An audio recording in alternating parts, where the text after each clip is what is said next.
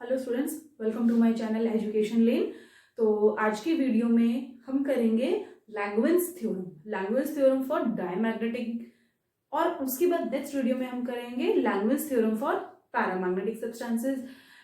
Ferromagnetic substances की हम domain theory पढ़ेंगे, ठीक है। इसके बाद हमारा लास्ट टॉपिक होगा हिस्टेरेसिस का। तो स्टार्ट करते हैं language theory of diamagnetic substances, ठीक है। अब मैंने आपको बताया था कि जो इलेक्ट्रॉन है, अपनी प्रीवियस वीडियो में मैंने बताया था, अगर इलेक्ट्रॉन रिवॉल्व कर रहा है न्यूक्लियस के अराउंड तो वो एक मैग्नेटिक फील्ड जो है अपने आसपास क्रिएट करेगा, ठीक है। अब मान लो ये जो इलेक्ट्रॉन है, कंसीडर किए कि इलेक्ट्रॉन जो है वो इस तरह से मूव कर रहा है, ये न्यूक्लियस है। तो अगर ये ऐसे मूव कर रहा है तो जो थंब की डायरेक्शन है वो मैग्नेटिक फील्ड की जो है डायरेक्शन है, तो मतलब ये वाली डायरेक्शन हुई जेड। अब नीचे की तरफ कौन सा पोल होगा, नॉर्थ, और ऊपर की तरफ कौन सा होगा, साउथ। और ये अलग अलग मैग्नेट्स का कंसीडर करो, ठीक है। तो ये एक डाइपोल, मैग्नेटिक डाइपोल बना देता है आपके जो इलेक्ट्रॉन रिवॉल्व करता है न्यूक्लियस के अराउंड। तो बहुत सारे एटम्स मतलब बहुत सारे इलेक्ट्रॉन्स मतलब बहुत सारे डाइपोल्स, मैग्नेटिक डाइपोल्स। तो डायमैग्नेटिक सब्सटेंसेस में क्या होता है कि वो सब्सटेंसेस जिनमें आपका जो इलेक्ट्रॉन जो है, जो मैग्नेटिक डाइपोल बना रहा है, उन सबका जो सम होता है, जो ऑल मैग्नेटिक डाइपोल्स होते हैं, वो क्या होता है, 0, ठीक है। तो अब हमें ये, और ये जो है आपका, ये क्या है, मैग्नेटिक मोमेंट। तो मैग्नेटिक मोमेंट की डायरेक्शन क्या होगी, जेड डायरेक्शन के ऑपोजिट होगी। तो एक बार हम देखेंगे कि मैग्नेटिक मोमेंट का ये जो मैंने फॉर्मूला लिखा है, ये आप डायरेक्ट ही इसको करेंगे, ठीक है। इसके बाद अब ये जो इलेक्ट्रॉन है, इसके ऊपर एक सेंट्रीपिटल फोर्स है। सेंट्रीपिटल फोर्स कहाँ एक्ट करता है, सेंटर की तरफ, अगर कोई ऑब्जेक्ट सर्कुलर पाथ में रिवॉल्व कर रहा है, ठीक है। तो अब क्योंकि इसके पास अब ये सेंट्रीपिटल फोर्स एक्ट करेगा, दूसरा कौन सा फोर्स एक्ट करेगा, क्योंकि ये मैग्नेटिक फील्ड में है। अगर मैं मैग्नेटिक फील्ड अप्लाई करती हूं, मैंने जेड डायरेक्शन में मैग्नेटिक फील्ड भी अप्लाई कर दिया है, तो अब इस इलेक्ट्रॉन के ऊपर मैग्नेटिक जो फील्ड है उसका भी फोर्स अप्लाई हो रहा है, उसका भी इफेक्ट आ रहा है। तो दो तरह के फोर्स है, एक तो नॉर्मल जो आपका सेंट्रीपिटल फोर्स है, और दूसरा मैग्नेटिक फील्ड फोर्स है, ठीक है। तो बस देखते हैं, स्टार्ट करते हैं कि कैसे लिखना है हमें। Electron revolving in its own orbit behaves like a magnetic dipole according to Langevin.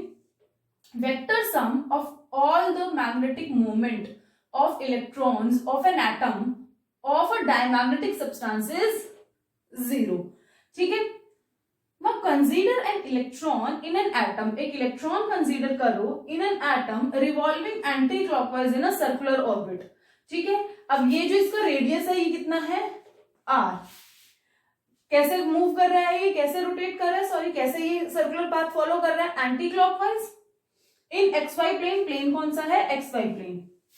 Magnetic movement of electron of mass m, जो मास है हमने वो क्या कंसीडर किया इलेक्ट्रॉन का, capital M, moving with its velocity v, और किस वेलोसिटी से वो मूव कर रहा है, v से, ठीक है। Now it will be given by magnetic moment, कैसे होगा उसका, pm is equal to minus EVR upon 2 and direction will be z direction k cap. अब ये मैंने माइनस क्यों लगाया है, क्योंकि ये जो है z डायरेक्शन, ये जो k कैप है, ठीक है, ये तो मेरा क्या डिनोट कर रहा है कि ये ऊपर की डायरेक्शन, बट ये कहाँ है, नीचे की डायरेक्शन में, तो ऑपोजिट डायरेक्शन की वजह से मैंने माइनस लगा दिया। No v is equal to r omega होता है, v मेरा वेलोसिटी है, ये मेरा क्या है, एंगुलर वेलोसिटी है, ठीक है। तो मेरा एंगुलर जो नॉर्मल वेलोसिटी है वो क्या हो जाएगा, मेरा r इंटू में angular velocity. Put this formula in this, I will get minus E omega r square upon 2 and the direction is k cap with the negative sign, ठीक है। Let us proceed. Now the centripetal force required by electron F is equal to mv square by r. ये formula हम पहले से कर चुके हैं, हमें पहले से पता है अपने 11th-12th क्लास से। v is equal to r omega, तो mr ओमेगा स्क्वायर, ये मेरा क्या है, सेंट्रीपिटल फोर्स है। अब मैग्नेटिक फील्ड जो हमने z डायरेक्शन में अप्लाई की है, उसकी वजह से फोर्स, मेरा एडिशनल फोर्स क्या हो जाएगा, z डायरेक्शन में है, क्योंकि Fm ये वेक्टर है, is equal to minus EV cross B, ठीक है, V क्रॉस B। अब देखो V जो है वो इस डायरेक्शन में है और B जो है इस डायरेक्शन में, दोनों परपेंडिकुलर हैं, तो V क्रॉस B मतलब V टू B। तो थंब की डायरेक्शन किधर है, अब ये देखो यहां से V टू B, थंब की डायरेक्शन किधर है, इधर बाहर की तरफ है, ठीक है, लेकिन फोर्स किसकी तरफ लग रहा है, अंदर की तरफ लग रहा है, यहाँ अंदर की तरफ लग रहा है फोर्स, ठीक है, तो मैं क्या लगा दूंगी, नेगेटिव साइन लगा दूंगी, ठीक है, सेंटर की तरफ एक्ट कर रहा है, तो माइनस ई ब्रैकेट में वी क्रॉस बी को क्या लिख सकते हैं, वी बी साइन थीटा, अब क्योंकि क्या मुझे चाहिए मैग्नीट्यूड, तो F M is equal to E V B sine theta is equal to E V B, because theta जो है वो मेरा क्या है 90 डिग्री और साइन थीटा साइन 90 क्या हो जाएगा 1, ठीक है, तो ये आ गया ई वी बी, वी क्या है R omega, F M is equal to E are omega into B. Now net force F acting on electron F is equal to M are omega square centripetal force plus magnetic field की वजह से जो force है E are omega B. अब electron पे जो force है normally centripetal act करता है, बट मैग्नेटिक फील्ड की वजह से क्या हो रहा है कि एडिशनल फोर्स एक्ट कर रहा है। अब या तो इलेक्ट्रॉन अगर अंदर की तरफ ऐड हो रहा है, इसके अंदर फोर्स जो है लग रहा है, तो क्या होगा, या तो इलेक्ट्रॉन जो है एकदम धीरे धीरे अपने क्या करेगा, अपना कोलैप्स हो जाएगा, न्यूक्लियस में जाके न्यूक्लियस के अंदर चला जाएगा, पास आ जाएगा न्यूक्लियस। लेकिन अगर ऐसे इलेक्ट्रॉन न्यूक्लियस के पास आ जाएगा तो जो हमारे क्वांटम रूल्स है वो फेल हो जाएंगे, तो इसका मतलब ये है, और जो एटम है वो एग्जिस्ट नहीं करेगा क्योंकि इलेक्ट्रॉन जो है वो न्यूक्लियस के अंदर मिलके कोलैप्स हो जाएगा, but this is not possible, ठीक है। अदर क्या हो सकता है कि जो इलेक्ट्रॉन है वो एडिशनल फोर्स को कैसे ओवरकम करेगा, कि वो अपनी स्पीड जो है वो बढ़ा देगा, ठीक है, अगर वो अपनी स्पीड बढ़ा देगा फोर्स की वजह से तो भी वो बैलेंस हो जाएगा, ठीक है। अगर वो अपनी स्पीड बढ़ा देता है तो क्या होगा, एंगुलर वेलोसिटी बढ़ जाएगी, ओमेगा बढ़ जाएगा। तो नेक्स्ट स्टेप में हम देखेंगे कि हम कंसीडर करेंगे कि जो हमारी ओमेगा है वो डेल ओमेगा से थोड़ा सा ओमेगा से चेंज हो गई है, तो बाकी टर्म्स में क्या चेंजेस आएगा। एक बार लास्ट लाइन देख लेते हैं कि कैसे लिखनी है। So the electron will experience slightly greater force, slightly greater inward force due to B. Now electron can absorb additional force, electron जो है वो एडिशनल फोर्स जो है वो एब्सॉर्ब कैसे करेगा, बाय कमिंग क्लोजर और by moving faster. But quantum law, जो क्वांटम रूल्स है वो ओबे रहे, तो इसके लिए क्या होगा, electron will move faster, it will choose this option, ठीक है। तो यहां पे लिख सकते हैं to obey quantum rules electron will not come closer to nucleus, ठीक है, rather it will move faster. So let us see what will be the next. Now जो angular velocity है वो मेरी चेंज हो गई, इनफैक्ट ज्यादा हो गई है मेरी अब, ठीक है, मैग्नेटिक फील्ड अप्लाई करने से। If new angular speed is omega plus del omega, ठीक है, तो मेरा न्यू सेंट्रीपिटल फोर्स क्या हो जाएगा, एम आर, जो टोटल इफेक्टिव मेरा फोर्स हो जाएगा वो क्या हो जाएगा, एम आर ओमेगा स्क्वायर, ठीक है। तो एम आर ओमेगा क्या हो गया, ओमेगा प्लस डेल ओमेगा। अब मेरा ये जो इंक्रीज्ड वाला एंगुलर मोमेंटम था ये किसके इक्वल है, जो मेरा टोटल फोर्स था, नेट फोर्स था, वो क्या था मेरा m are omega square plus e are omega b, ठीक है। Now solve this, equate this, m r bracket open करेंगे, m are omega square plus m r del omega square plus 2 M R omega into del omega, this is equal to this to.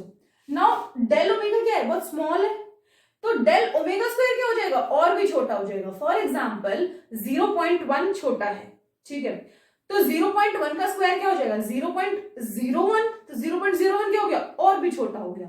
तो similarly del omega square जो क्या हो जाएगा वो और बहुत ज्यादा छोटा हो जाएगा, तो इस टर्म को हम नेग्लेक्ट कर देंगे, ठीक है। तो एम आर ओमेगा स्क्वायर से एम आर ओमेगा स्क्वायर दोनों साइड से कैंसिल हो गया, तो ये मेरा क्या आ गया, E are omega B is equal to 2 M R omega del omega, del omega मेरा क्या आ गया, ई बी अपॉन 2 है। मतलब जो इंक्रीज हुई थी मेरी एंगुलर वेलोसिटी वो क्या हुई थी, ये। अब क्योंकि एंगुलर वेलोसिटी चेंज हुई है तो मैग्नेटिक मोमेंट जो हमने सबसे स्टार्टिंग में पी एम किया था वो भी चेंज हो जाएगा, magnetic moment will also change, P M dash से मैंने जो डिनोट कर दिया ताकि ये जो नए वाला है माइनस ही omega plus del omega R square upon 2 into ये, सॉरी जो डायरेक्शन है वो क्या है, के कैप। अब ये मेरा नया वाला मैग्नेटिक मोमेंट, अब चेंज इन मैग्नेटिक मोमेंट कैसे निकालेंगे, चेंज इन मैग्नेटिक मोमेंट क्या होगा, ये वाला मैग्नेटिक मोमेंट जो नया वाला है उसमें से माइनस क्या करूंगी मैं, पहले वाला मैग्नेटिक मोमेंट। तो change in magnetic moment is equal to del P M is equal to P M dash minus P M, ठीक है। Let us see the mathematical part, the last mathematical step. PM मेरा क्या आ गया, मैंने values put करी, minus E R square upon 2 omega plus del omega minus omega, omega से omega cancel हो गया, क्या बचा del omega R square upon 2 K cap minus E था यहाँ पे। Putting value of del omega की वैल्यू पुट करी तो हमारा क्या आ गया, del P M is equal to minus E square R square B upon 4m into में के कैप है, मतलब कि सॉरी इंटू नहीं, डायरेक्शन जो है वो के कैप है।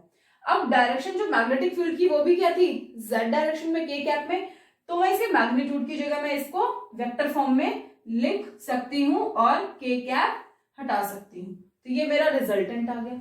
अब ये जो मेरी वैल्यू है, अब यहाँ पे ये नेगेटिव है, मतलब कि मैग्नेटिक फील्ड के ऑपोजिट है हमारा मैग्नेटिक मोमेंट, ठीक है, तो इसका मतलब क्या है कि specimen is repelled by external magnetic field, तो मैग्नेटिक मोमेंट नीचे की तरफ है, मैग्नेटिक फील्ड ऊपर की तरफ है, तो मतलब ये रिपेल हो जाएगा जो मेरा स्पेसिमेन है। अब डेल पीएम जो है वो बहुत छोटा है, बहुत स्मॉल है, तो इसका मतलब क्या है कि जो स्पेसिमेन है वो विल बहुत ही कम रिपेल होगा, so feebly repelled by magnetic field. So this was your language theory, जो कि एग्जाम्स में बहुत आती है, आपको बहुत अच्छे से करनी है, बहुत अच्छे से समझना, बहुत अच्छे से नोट्स बनाने, ताकि आप एग्जाम में सब कुछ लिखकर, आपको हर एक लाइन लिखनी है, हर चीज बहुत इंपॉर्टेंट है। इसके बाद अभी हम करेंगे language theory for paramagnetic substances, फिर फेरोमैग्नेटिज्म करेंगे, ठीक है, और ऐसे धीरे धीरे हम अपना मैग्नेटिज्म वाले टॉपिक में आगे बढ़ेंगे, जो कि हमारी यूनिट 2 अभी चल रही है।